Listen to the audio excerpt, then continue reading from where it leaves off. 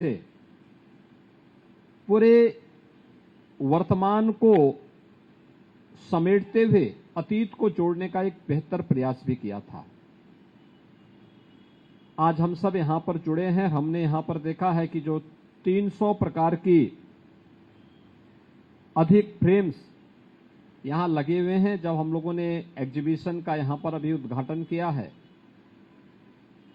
आजादी के बाद से लेकर के और लगातार अब तक अलग अलग समय में कौन से डाक टिकट और स्पेशल कवर जारी हुए हैं, उन सबको हमें देखने का अवसर प्राप्त हुआ। और आज ये हमारा सौभाग्य है कि यहां पर हमें भगवान श्री राम के 14 वर्ष के वनवास के कालखंड के दौरान राम वनगमन पथ उत्तर प्रदेश के वे प्रमुख 14 क्षेत्रों को भी इस स्पेशल कवर के माध्यम से देखने का एक अवसर प्राप्त होगा।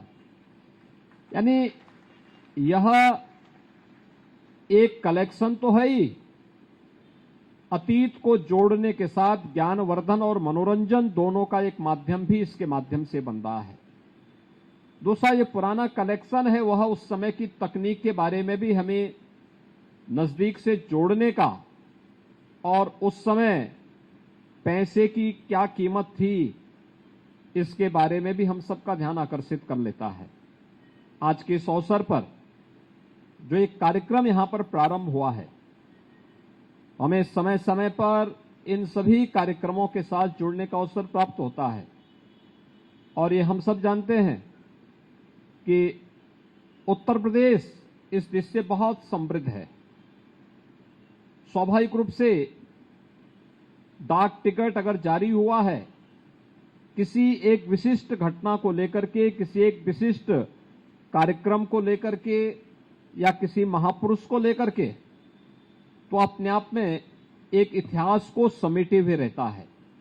और उस इतिहास के साथ वह ढेर सारी उन सूचनाओं का माध्यम भी बनता है, जो वर्तमान पीढ़ी के लिए न केवल संग्रहणीय होना चाहिए बल्कि ज्ञानवर्धन का एक माध्यम भी बनता है। और यह कार्यक्रम तमाम अपने उतार चढ़ाव के बाद डाक विभाग आज भी जारी रखे हुए है और इस कार्यक्रम को तेजी के साथ आगे बढ़ा रहा है। मैं इसके लिए डाक विभाग को हृदय से धन्यवाद देता हूं। यह अनेक प्रकार की रचनात्मक गतिविधियों के साथ हमें जोड़ता है और उत्तर प्रदेश तो इससे बहुत समृद्धशाली है। जब भगवान राम से जुड़ी हुई बात हम करते हैं तो वनगमन के पूरे परिदृश्य को आप देखेंगे। 14 वर्ष का वनगमन का जो मार्ग है, उनमें सर्वाधिक 12 वर्ष तो भगवान राम ने उत्तर प्रदेश में ही व्यतीत किए।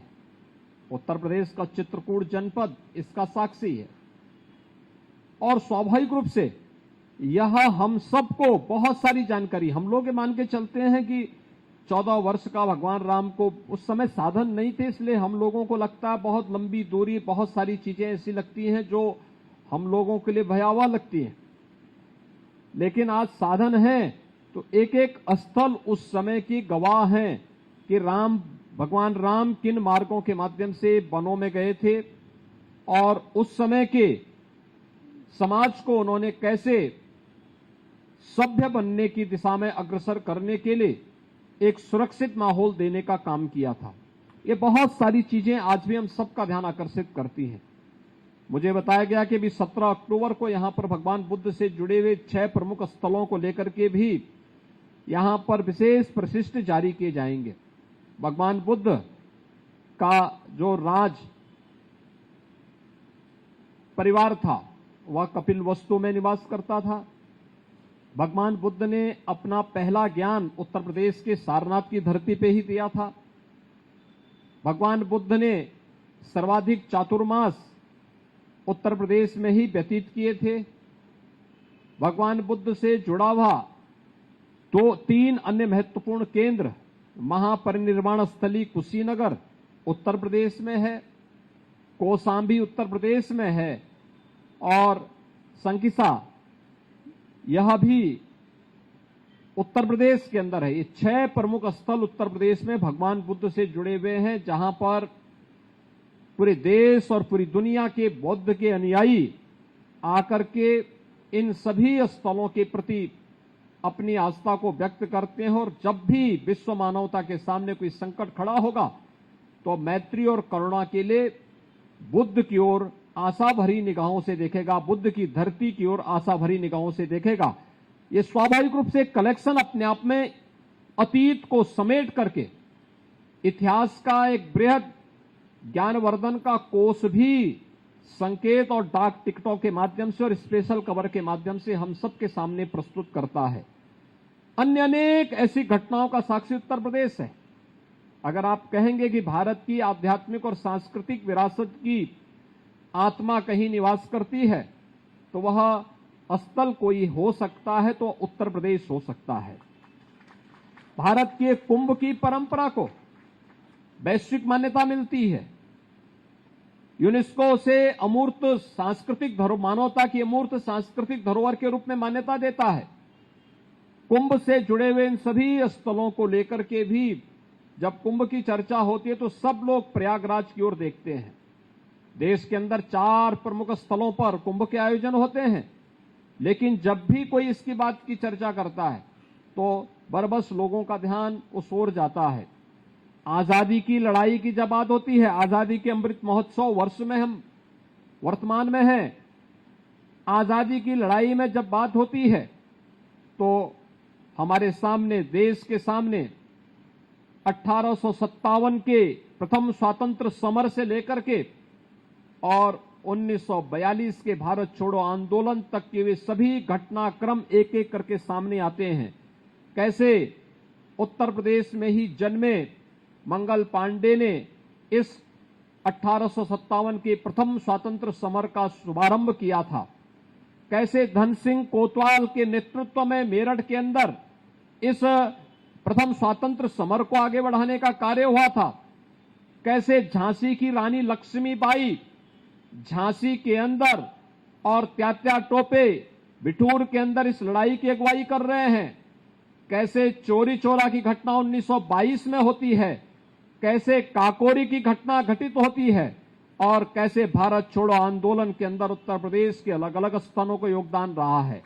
सामान्य रूप से इतिहास की पुस्तकों में जब लोग देखते हैं तो वह कभी कभी बच्चों के लिए उबाऊ होता है, लेकिन अगर इस प्रकार के स्पेशल कवर और स्पेशल डाक टिकट के माध्यम से अगर हम लोग बच्चों को अवगत कराएंगे, उनके लिए कलेक्शन भी होगा और साथ साथ ज्ञानवर्धन भी हो सकता है। आज अन्य अनेक ऐसी घटनाओं का साक्षी है उत्तर प्रदेश के अंदर। उत्तर प्रदेश देश के अंदर इस मामले में बहुत समृद्धशाली है कि दुनिया की सबसे उर्वरा भूमि हमारे पास है और सबसे अच्छा जल संसाधन भी हमारे पास है। आप देख रहे होंगे धूप आई है, लेकिन उत्तर प्रदेश के लगभग 17 जिले ऐसे हैं जहां बाढ़ भी इस समय चल रही है। यानी पानी नहीं है, बारिश नहीं हो रही है, लेकिन बारिश का पानी, जो नदियों का पानी है, वह व्यापक क्षेत्र को इस समय बाढ़ की चपेट में मिलाए हुए है। यानी बड़ी अजीब सी स्थिति देखने को मिल रही है। उन स्थितियों में अगर इन सभी चीजों का संग्रह करके हम लोगों को भविष्य के प्रति भी जागरूक कर सकते हैं, मैं इसके लिए डाक विभाग को यूपीएलएक्स के इस आयोजन के लिए हृदय से धन्यवाद देता हूं और मैं विश्वास व्यक्त करता हूं कि उत्तर प्रदेश की जो सांस्कृतिक और आध्यात्मिक परंपरा है, ये देश के अंदर सबसे, दुनिया के अंदर सबसे समृद्ध परंपरा है। इस परंपरा को इस प्रकार के डाक टिकट और स्पेशल कवर के माध्यम से संरक्षित किए जाने की आवश्यकता है, जिससे आने वाली पीढ़ी के लिए सहज और सरल तरीके से, क्योंकि जब हम लोग बहुत सिद्धांतों में पढ़ते हैं तो वह कठिन हो जाता है, लेकिन जब हम उसे ग्राफिक्स के माध्यम से प्रस्तुत करते हैं या कोई चित्र के माध्यम से उस समय की किसी एक घटना को ध्यान में रख करके जब हम लोगों का ध्यान आकर्षित करते हैं तो लोग आसानी से उसको समझ जाते हैं। और मुझे लगता है आसानी से समझाने का सबसे अच्छा माध्यम उस समय की किसी घटना को या किसी चित्र को ध्यान में रखकर या ग्राफिक के आधार पर हम उसको कर पाएंगे तो गागर में सागर का काम वो करने लग जाएगा। और ये सभी कार्यक्रम गागर में सागर कर भरने और इतिहास को समेट करके उसको संरक्षित करने का एक प्रयास हो सकता है। मैं इस पूरे कार्यक्रम के प्रति अपनी शुभकामनाएं देता हूं। धन्यवाद। जय हिंद। अनेक धन्यवाद माननीय मुख्य अतिथि महोदय का अपने ऊर्जस्वी और ओजस्वी उद्बोधन के लिए।